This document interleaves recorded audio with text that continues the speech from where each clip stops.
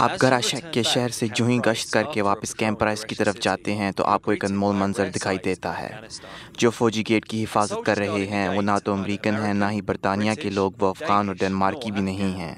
इनका ताल्लुक बोस्निया से है और हलमंद के सूबे में इनकी तादाद तकरीबन 50 के लगभग है। And our task is as a force protection unit to protect camp base price.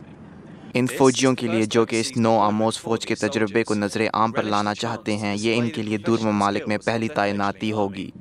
We have this opportunity to, how do I say, to be good in our service, to get ranks, to be.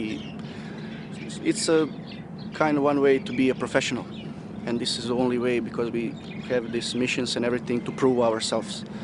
For me, as a soldier, this is peak of mountain, something that I wanted to have in my career, and that's something perfect to have almost at the end of my military career.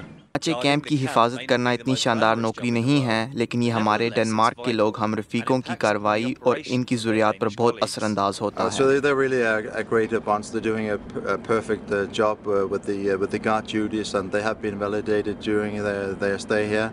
And it really means that we can deploy more combat units out in the AO solving all the tasks.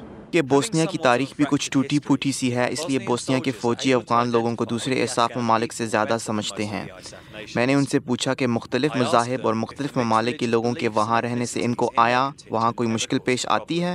No, we are, as I already said, we are professionals. We don't have a place for that kind of stuff. We are colleagues and we are soldiers. That's what's important. Actually, I'm very proud of my men.